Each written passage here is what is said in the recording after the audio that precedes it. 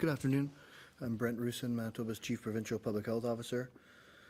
Today there is one additional death related to COVID-19. I'd like to extend my condolences to their family, friends, and loved ones. The current 5-day test positivity rate is 12.1% provincially and 13.7% in Winnipeg. 303 new cases of the virus have been identified as of 9:30 a.m. Today, bringing our total lab confirmed cases to 51,090. It is important to note that due to technical issues, today's count is believed to be an undercount of the actual case numbers today. We will anticipate a bit of an overcount then tomorrow as we reconcile those numbers, so we'll be updating as accordingly. Manitoba public health officials have recommended and enacted the current public health orders in order to protect the Manitobans and our healthcare system. Right now we're seeing too many Manitobans requiring hospital care and especially ICU care. We know that we have too many people in our ICUs in Manitoba and also in other provinces. We've seen too many deaths related to this virus. So again, we're messaging the Manitobans that we have the ability to continue to bring down the transmission of this virus. We have these orders in place for that purpose. Want to ensure we're staying at home as much as possible, reducing our contacts outside of home, and most importantly to get vaccinated. If you haven't been vaccinated as of yet, please book your appointment as soon as possible, and that includes as soon as you're eligible for your second dose. We know that a lot of what we've done has been difficult over these 15 months and counting, but bringing down our close contacts outside our households is our best way to reduce these transmission chains and bring down these numbers and again relieve that strain on the healthcare system. We know that all pandemics end, and this one will be no different. This time we have a vaccine helping us. And so continue to practice the fundamentals, get vaccinated as soon as possible, stay home as much as possible.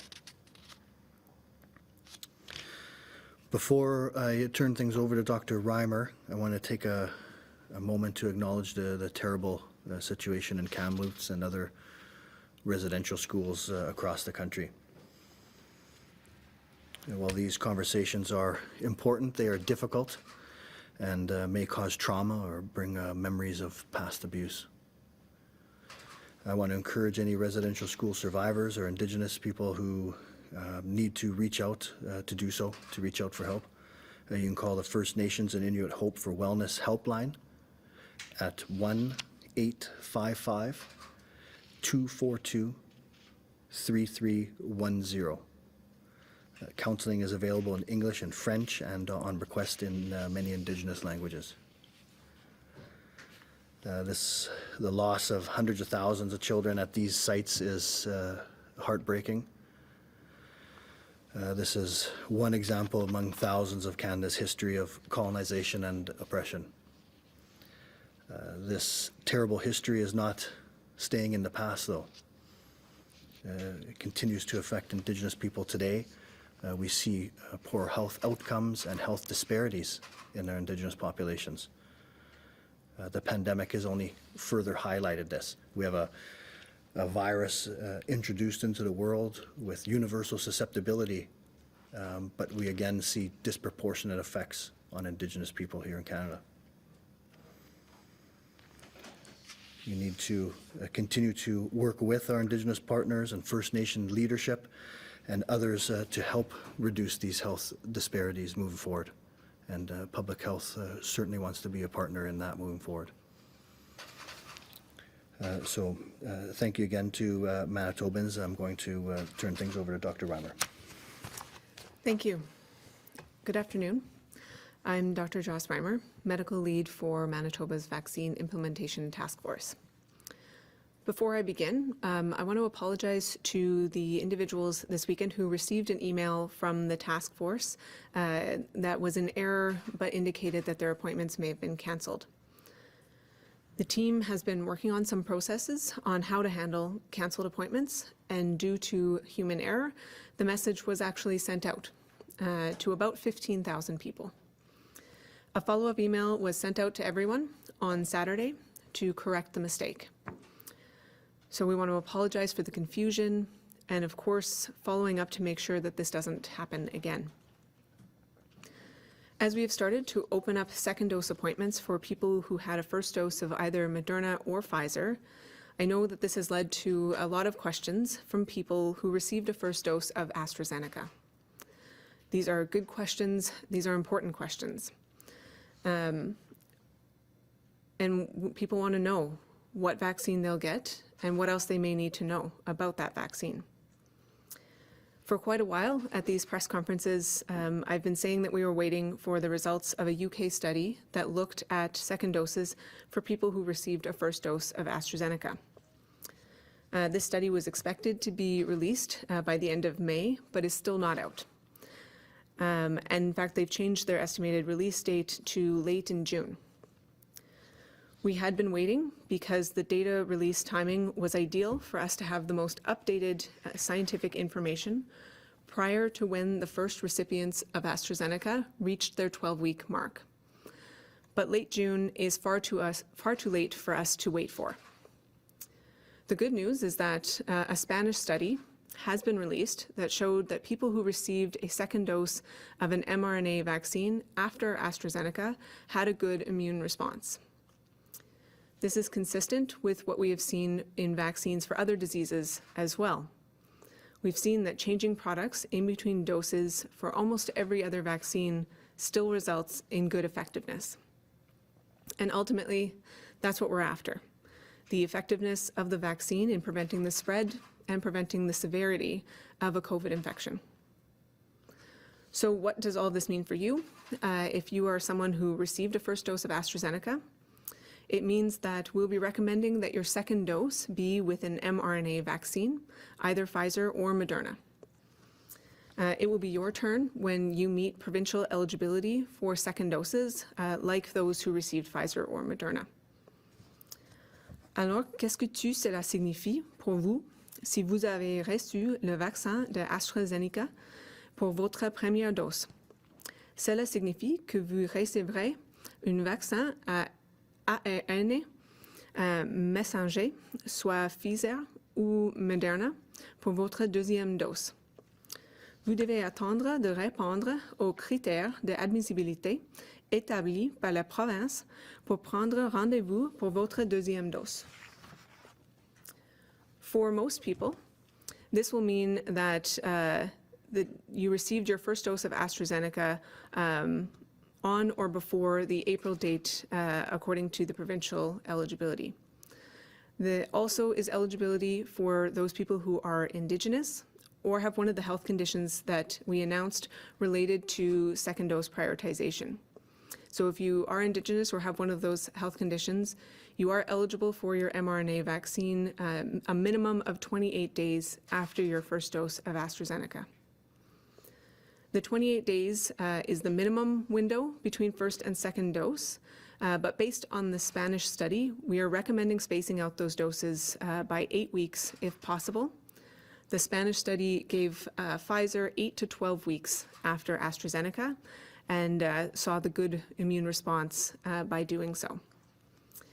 I hope that this provides some clarity for people. I know that if you got AstraZeneca, the not knowing has been difficult and stressful.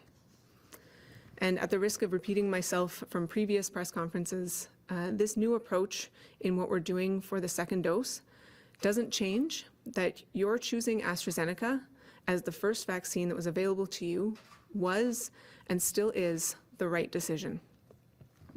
Et à risque de me répéter, cette nouvelle approche que nous adoptons pour la deuxième dose ne change rien au fait que vous avez pris la bonne décision lorsque vous avez choisi de recevoir le premier vaccin que vous a été offert, qui était alors le vaccin de AstraZeneca. You were protected from COVID weeks earlier than you otherwise would have been. And in that time, you also protected the people around you. Some of the 75,000 Manitobans that received AstraZeneca have been exposed to COVID since receiving their dose. And because they were immunized, they were not infected. We know that these doses prevented people from ending up in the hospital. But now that we have more mRNA vaccines becoming available, and there's evidence to back up this approach, we can now make this adjustment. A second dose will provide you with even greater protection against COVID, without the extremely rare but serious risks that were associated with AstraZeneca. So if you are now eligible for a second dose, you can book now at any location that offers either Pfizer or Moderna. These mRNA vaccines are basically identical when it comes to how they work and their effectiveness, so you can book for whichever is most convenient to you. There are a number of pop-up clinics scheduled across the province in June, plus our super sites. If you're Indigenous, there are also 5 urban Indigenous locations where you can receive your vaccine. We will also be sending doses of mRNA to clinics and pharmacies in June. I do want to be clear that this approach will not have any effect on when we expect to be able to complete second doses for all Manitobans. Because people who received a first dose of AstraZeneca is a relatively small group compared to all Manitobans, we are still on track to deliver all second doses to people by the end of July. There are still a small number of AstraZeneca doses, about 3,700 of them, with medical clinics and pharmacies throughout the province. All provinces received word from Health Canada that based on their review of stability data that was submitted from AstraZeneca, doses that were originally set to expire today can now be used until July 1st. These doses are going to remain with our partners in case there are people who are unable, for whatever reason, to receive an mRNA vaccine. And the evidence is showing us that the risk of the rare but serious side effects of blood clots with low platelets is even more rare after the second dose. For people who received AstraZeneca, a second dose of AstraZeneca is still better than no second dose at all. And I want to be clear on this point. Our advice on AstraZeneca remains the same. The risk of blood clots with low platelets is very low. When mRNA is not or was not an option for whatever reason, there's still a very clear benefit to receiving AstraZeneca for dose 1 or dose 2, as opposed to not being immunized.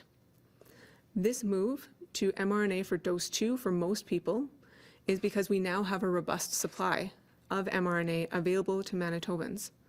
And so while the risk is very low, we want to move to something that's even lower risk. To wrap up, I want to thank everyone who heard that we were opening the Leela Super Site to walk-ins and added that to their plans. On Thursday and Friday, more than 2,600 people came to that site as walk-ins for either their first or second dose of Moderna, and that was great to see. I know that the task force is reviewing what went well, where we can improve, and whether we can make walk-in immunizations more available in the future. So we'll share updates from that as soon as possible. Every immunization is a reason to celebrate. So I also want to thank our friends from the Blue Bombers and Valor FC who came to say hello to people at Leela and at RBC on Friday and Saturday. To Buzz, Boomer, and Vic, thanks for being a part of it all. I'm only a little bit jealous that you left before I was there to receive my own second dose at RBC this weekend. So with that, we will go to questions. Thank you, doctors. A reminder to our reporters on the line, you will have one preliminary and one follow-up question. Up first this afternoon from CJOB, Skylar. Hi, you two. Thanks for your time this afternoon.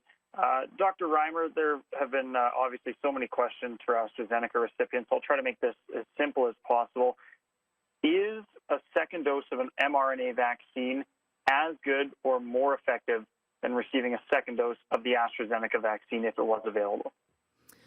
So we have data from the Spanish study, the CombiVax study, that showed us that people got a strong immune response if they received Pfizer 8 to 12 weeks after AstraZeneca. We also have evidence from animal studies that showed that it was equally or even better as far as the immune response when switching products. And then we also have data from many other multi-dose vaccines that show us that switching products very rarely has anything but a neutral or positive effect. So it would have been ideal to also have the UK study results before making this decision, but that's the nature of a pandemic. The science is changing all the time, and we have to make decisions in the best way that we can with the information that's available to us. Thank you for that, Dr. Roussin. I would assume this one is for you. Have you had any conversations with the National Hockey League about a potential opponent for the Winnipeg Jets in the third round coming to the city to play hockey? And if so, how far along are those conversations? So we've reviewed the plans at a high level on that, so we don't have anything specific to comment on at this point. What we would know is that there would be, the safety of the public is our first priority. So we'll ensure that any such travel would be done in a very safe manner. From the Winnipeg Sun, Scott. Hi, good afternoon to both of you. Dr. Reimer, can you, you talked about a recommended interval and a minimum interval per second. What is, I mean, obviously that is, but for people who want, maybe that vaccine earlier, are they going to be allowed to book that, or are they going to be told no on the phone or online if they, should they wait 8 weeks or can they do it the other way? So the strict eligibility that the call center and the online system will be using is a minimum of 28 days because that's the manufacturer's minimum for Moderna and for AstraZeneca. Our recommendation is that. We have seen good evidence that a dose of an mRNA 8 to 12 weeks after AstraZeneca creates a strong immune response. We don't have a study looking at before 8 weeks for those specific vaccines, but I think that there is growing evidence that the manufacturer's minimums are likely not the ideal interval and that you do get a stronger immune response by getting that second dose longer than 3 to 4 weeks as per the manufacturer's minimum. And so we want to encourage people where possible who have received AstraZeneca to follow the best science that we have right now, showing us that a good immune response comes in a dose that is given 8 weeks after the first dose. But we know that there are some people who, because of their health status or because of their job, are at either very high risk of being infected or high risk of having severe outcomes, where that second dose and the boost from that second dose, even if their final immune response is lower than if they had waited, getting that earlier boost can still be really beneficial while we're in this third wave.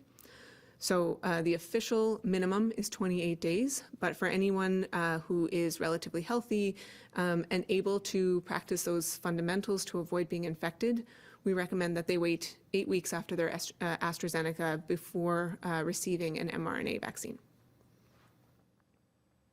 All right, thank you for that. Dr. Roussin, a question regarding the public health orders now regarding working from home. A lot of teachers are still being forced to work in school classrooms, even though they're working remotely. What is the guidance or the message for school divisions in this province that are shuttered right now when it comes to teachers? Should teachers be allowed to work from home instead of having to go into school every day to teach from there?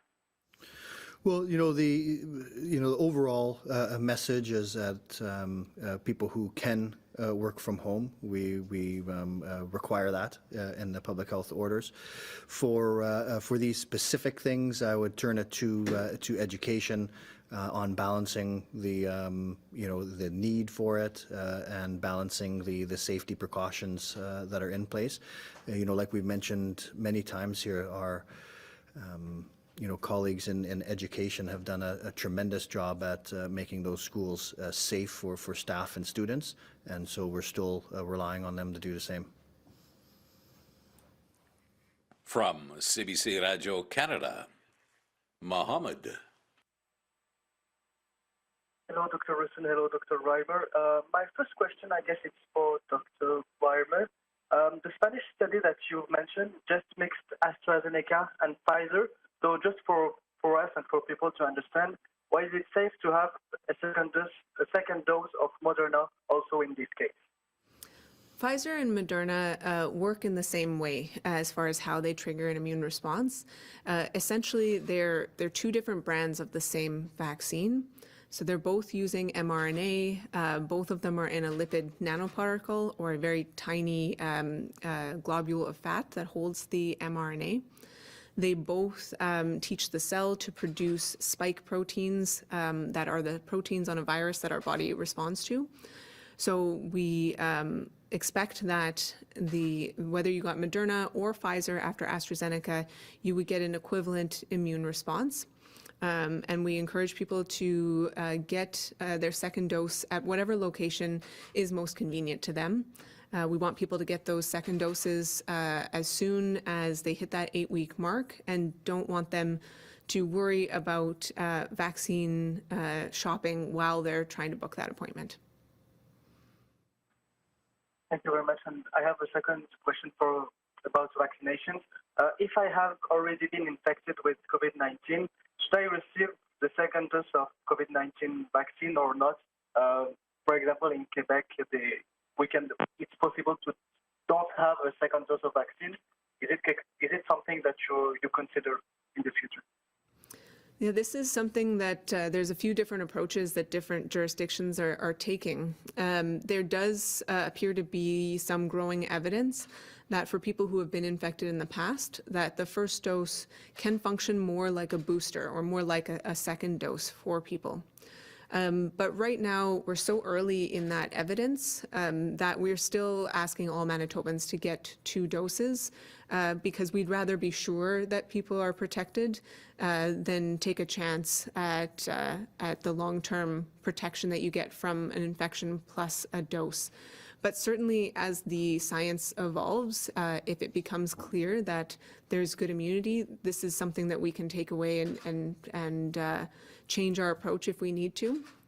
As a proportion of all of Manitoba, this is a thankfully small group, and so it also, from a logistics standpoint, is much easier for us to have a consistent approach for everyone. But like I said, as the science evolves, we will look at it and bring it back to Manitobans if anything changes. Thank you. From CBC Manitoba, Bart. Hi, Dr. Roussin. On Friday, Dr. Atwal says it's actually going to be up to employers voluntarily to follow this public health order to allow people to work from home when possible.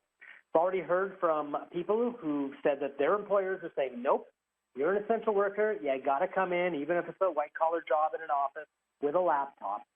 What methods is public health and enforcement going to take to actually allow these folks to work from home? Yeah, I think it's, we put that in the orders this time because we expect it to be followed. We're in a third wave right now. We have Manitobans receiving critical care in other provinces because our ICUs are full. So we're going to rely on Manitobans to do whatever they can to lower the risk for Manitobans. And one such way is, if you can, then work from home. And so, I think the test for that is challenging on what makes someone definitely able to work from home. But we're calling on all employers. If you have people at your workplace who can do their job from home, we expect you to make arrangements for that. We're at a critical stage here. So as far as enforcement, I think, again, this is not, public health's purview necessarily. I think it's challenging for sure. But we're relying on Manitobans like we always have. Similarly, when I look at the form that employers are to fill out when they're assessing the COVID risk in their workplaces, and that's a form that's on a publicly accessible website, the onus is on the employers to be honest there. Now, if I'm running a business and my profit margins are depending on my shop running, as optimally as it can, meaning with as many people as it can, for some there may not be a lot of incentive to answer that form truthfully. So what kind of conversations is public health having with workplace health and safety to ensure that employers in these settings, especially ones with production lines, are actually truthfully filling out those forms? Yeah, and so we've, right from the beginning of the pandemic, worked with employers, worked with workplace safety and health, with the chief occupational medical officer to set out guidelines for workplaces to help assess the risk, to help reduce the risk in many instances.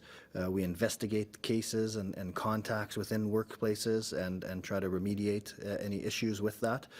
So there's a lot of stakeholders in play, and yes, we work quite a bit with the workplace safety and health who do assess these risks over time. So again, with a lot of these orders, we definitely rely on Manitobans, and we can see that most Manitobans have stepped up and trying to bring down that risk for everyone. From the Canadian Press, Kelly. Hi. So I'm just looking at the news release now, but there's 71 intensive care patients in Manitoba. How many are out of the province now, and where are they? There are, I believe, 36 that are receiving care outside the province, 35 in Ontario, and 1 in Saskatchewan. And this is probably for Dr. Reimer, but when it comes to mixing the second doses for those who got AstraZeneca initially, and apologies for me not being quite up to date on the national profile of this decision, but have other provinces announced that they're doing this yet? And, a lot of times we've watched what's happened in other provinces before making decisions ourselves. Why kind of take the lead on this vaccine decision now? So we're not the first province. Quebec had already announced that people would be able to receive an mRNA after an AstraZeneca dose. But I think it's less about which province takes the lead and more that, we had a chance with our clinical team to review all of the data. We received notification that the UK study would not be available in time to inform our decision. And we saw that Manitobans were feeling really anxious about this information. And so it made sense for us to make a decision and tell it to Manitobans as soon as we knew what direction we wanted to go, regardless of what other jurisdictions would do. We've seen as well, many countries in Europe have taken a similar approach. Germany, France, Sweden, several other of the Nordic countries, Spain, have all been offering mRNA after AstraZeneca doses. So we're certainly not alone. But the most important message would be that for Manitobans, when our clinical team reviewed every piece of information that we had available to us, we wanted to share that with the province as quickly as we could. From CTV Winnipeg, Michelle. Hi, Dr. Reimer. Are you looking at also mixing first doses of Moderna and Pfizer with second doses, so doing a different one for the second dose there? And what happens to the other AstraZeneca doses that Manitoba may get in the future? Are we still going to accept those shipments? So we are hopeful that the UK study will show us some clear data around switching between Moderna and Pfizer. But I would say even today, if we had a shortage in one or the other of those products, we would be comfortable, our clinical team would be comfortable recommending that someone receive the other mRNA vaccine rather than not being immunized with their second dose. So that's already in place, that we can switch between those products if the same product is not available. And that's consistent with NACI as well. They've indicated that, wherever possible to stick with the same product, but that it is an option to exchange within the same type of vaccine if that first product is not available.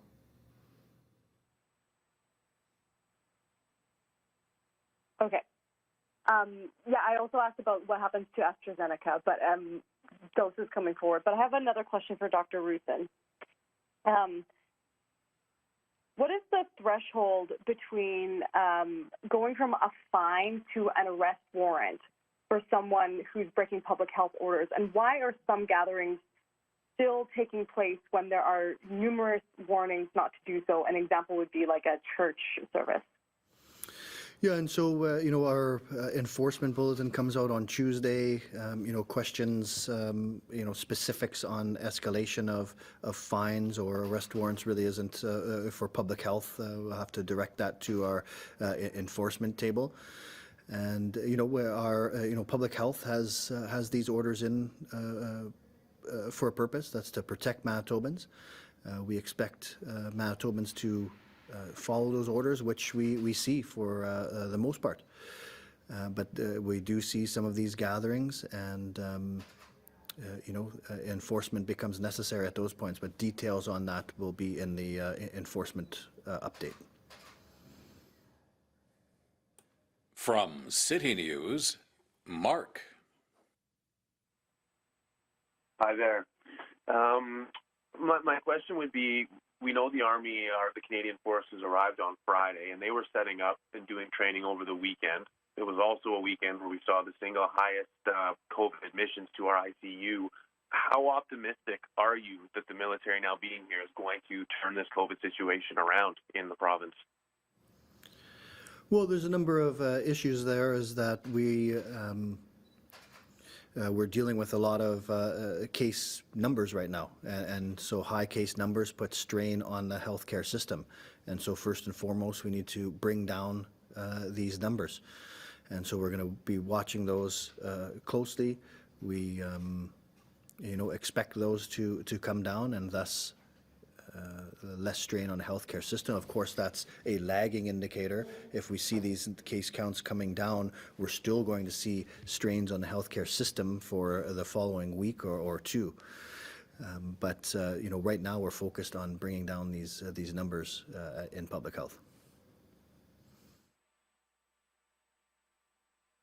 Thank you. In 4 weeks, when we revisit looking at scaling up or scaling this down, what benchmarks would you be looking at to make that decision either direction? Is it percent of the population vaccinated? Is it ICU numbers? Is it amount of people still going out of province? Like, what would be a good measure for you to make that decision? Yeah, and so from the public health view, then, of course, the indicators that we've used in the past, test positivity, absolute cases, now add to that percent vaccinated, possibly first dose and second dose, looking at that through each of the age cohorts. So those are certainly indicators that we'll be following. But then, of course, we have to see the state of our healthcare system. So the rate of admissions, our ICU rates, how we are coping in that healthcare system. So we're going to have to take that all in consideration. So again, it's not going to be one or two indicators. It's going to be the overall trends, considering the case numbers, but a large part of that's going to be the state of our healthcare system. From the Winnipeg Free Press, Danielle. Good afternoon. Dr. Reimer, my first question is for you. We have heard that bookings for first doses of the vaccine are slowing. So what is going to be done in the immediate term to get more people vaccinated in neighborhoods and regions where uptake is dropping off, and to get past 70% uptake? Well, we need to do several different things because we need to address several different reasons why people may not be getting their first dose. So some of the work that's going to take longer and more effort is around those people who have questions about the vaccine or don't feel confident in it as a way to protect themselves. And so that work is ongoing, where we're meeting with local leaders, whether it's municipal or religious leaders or other community leaders, to help connect with them and give them the answers that they need to take back to their community, because we know that they're trusted voices in their community. So that work is happening actively to help improve uptake in places where it's questions about the vaccine that are leading to the lower uptake. But for many other people, particularly in Winnipeg, the uptake is lower in areas where people experience a lot of barriers to healthcare more generally. And so we are working with some community organizations and some of our community clinics to move vaccine into more locations that are more comfortable and more convenient for people to go to. So we'll be having vaccines being provided through some of the well-known community clinics in Winnipeg. We'll also be in June moving mRNA vaccines more broadly around the province into pharmacies and clinics. And then also working with community organizations to identify some ideal pop-up locations throughout the province that can make people feel safe and can reduce a variety of barriers that people may face, such as the time it takes to get to certain locations, such as childcare, as well as the comfort with the space itself. So we'll be continuing to announce these new locations as we move forward. This is not something that we will do and then complete our plan and be done with the plan. This is an approach where we intend to continually improve and extend the reach of the vaccine to people who may not otherwise be immunized. Thank you for that. And Dr. Roussin, as of Saturday, more than 100,000 people have been fully vaccinated and more than 600,000 partially immunized.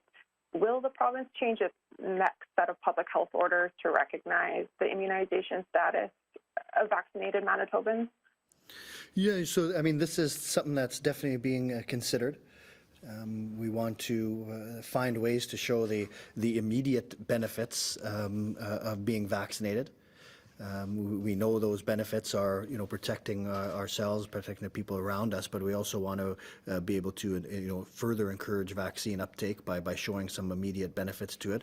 There's, some challenges with that. Of course, a lot of the gathering limits that we have, are difficult to enforce.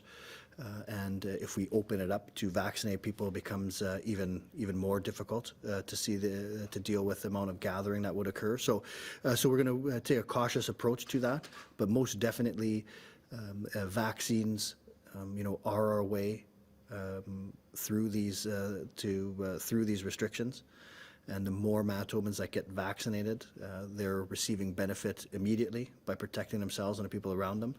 But they're also going to be receiving that benefit that the further we get along with these vaccine uptake, the sooner we can start easing these restrictions. From Global News, Anya. Good afternoon to you both. Dr. Reimer, my first question is for you about the AstraZeneca expiry date being extended. I'm just wondering if you can explain to people what it means to extend an expiry date. Obviously, when we think of that, we think of something that is no longer good. Can you explain how often this happens with perhaps other shots like the flu shot and we just don't know about it? Well, I don't have numbers on how often it happens, but what I can say is that AstraZeneca applied to Health Canada and requested the extension, and they submitted stability data to Health Canada, demonstrating that the product maintained all of the same characteristics as expected for a longer period of time than the original date that they had put on the product. So this wasn't an assumption that Health Canada made. It really was a decision that they made based on data that was given to them by AstraZeneca, demonstrating that the product remained in its ideal condition for a longer period of time.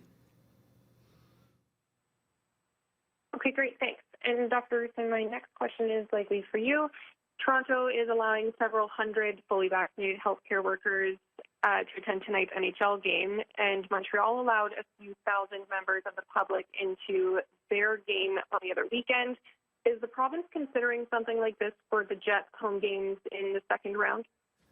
We don't have anything for certain at this point. Our trajectory is certainly different at this point than what those locations are on. So we're going to have to look at our local epidemiology and make a decision based on that.